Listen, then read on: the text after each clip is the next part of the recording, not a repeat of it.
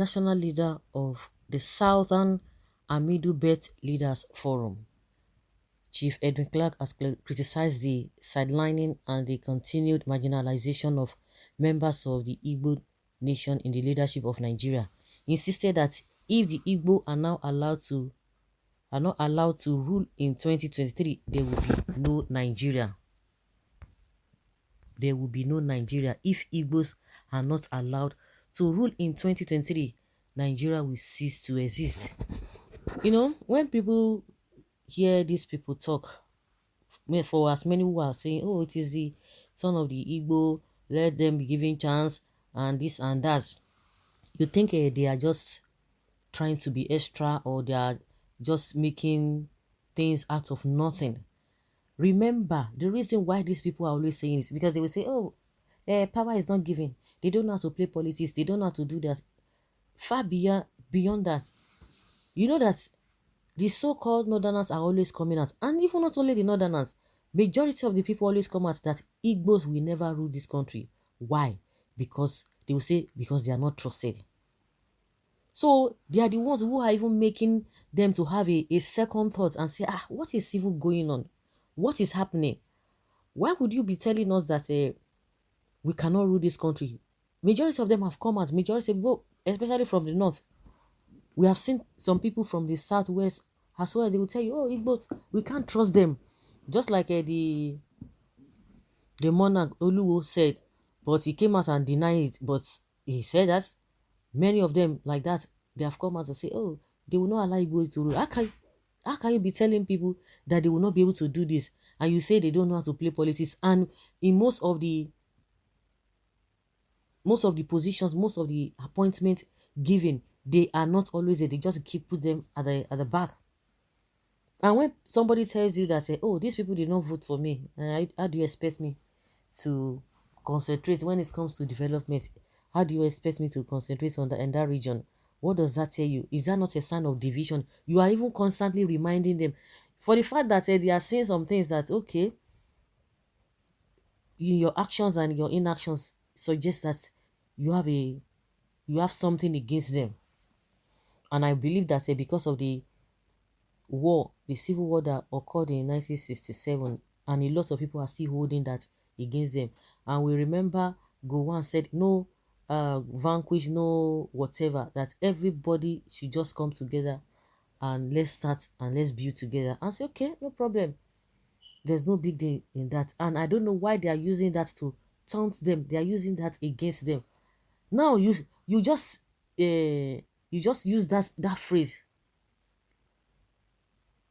that, oh, everybody should just come together, let us build the country together. And meanwhile, the reason why that a civil war occurred is still happening. It's even worse.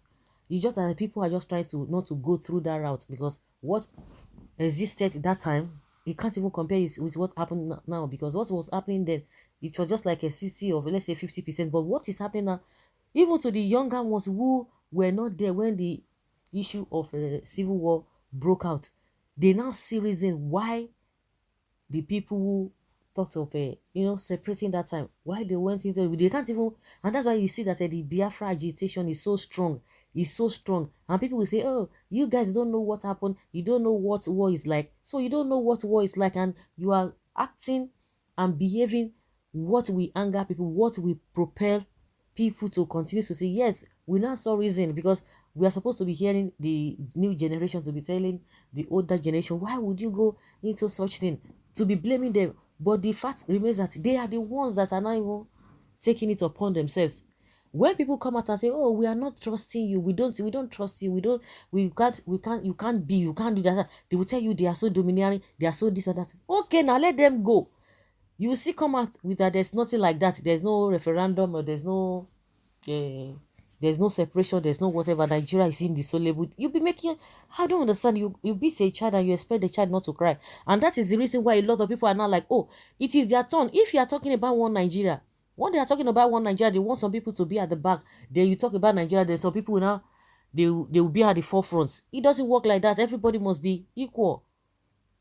Everybody must be equal. And if you feel that okay, these guys cannot be trusted, then let them go their separate ways, so that you trust yourself, you continue to carry on with that one Nigeria agenda.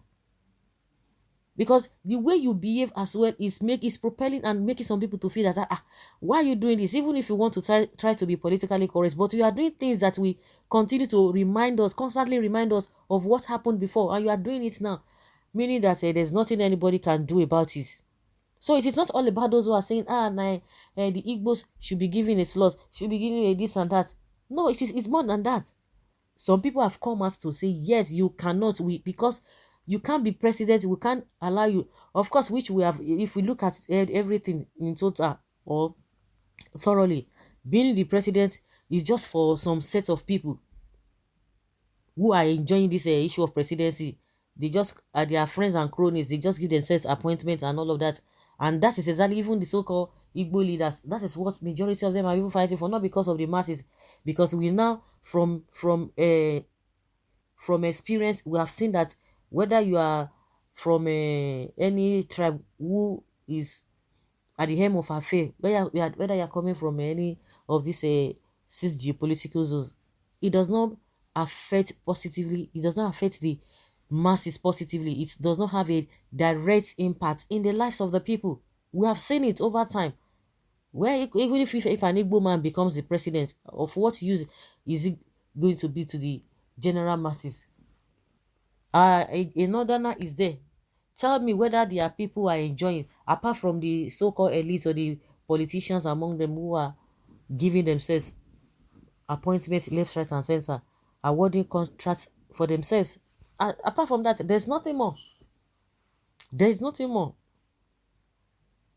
We've always said it, if there's equity not in the sharing of position, equity in our laws, equity in the day-to-day living of the masses. When the masses can say, yes, we are proud to be Nigerians, we are proud to be part of this country.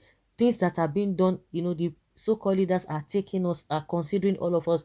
Nobody will be saying anybody, oh, this person must be this. Okay, now, if an Igbo presidency emerges, or if somebody from the southwest or the north, now of what use is it to all of us? Now we have a northern and there, so what are we talking about? The real people are the everyday people.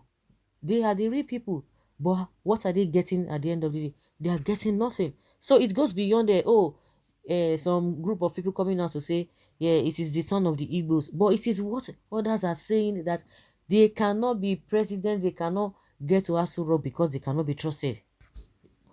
So are you praising them, or you are making them to feel happy or feel bad? So some people are going to be like, oh, let's Edwin Clark, let's enforce people to vote for an Igbo candidate. We are practicing democracy. People are free to vote for the person they want. You can't even start threatening people. If you have the power, then appoint the person you want and stop talking what you don't understand. It is not whether people vote for Igbo president, but it is the turn of Igbo man. Well said. No Igbo presidency, no Nigeria. North is looking imminent disintegration of Nigeria as soon as possible before 2023. Peter Obi is the answer in 2023. What kind of a blackmail is this? Clark knows how politics is played. Why is he now an advocate of policies of zoning when he knows that politics is all about game of numbers and agreements? And I still come back to what some people have come out to say, that you cannot trust the Igbo man with presidency. So what does that tell you? Is it if it is by that, then why making such a statement? That statement is a statement of division. So guys, let's hear your opinion and have your take on this.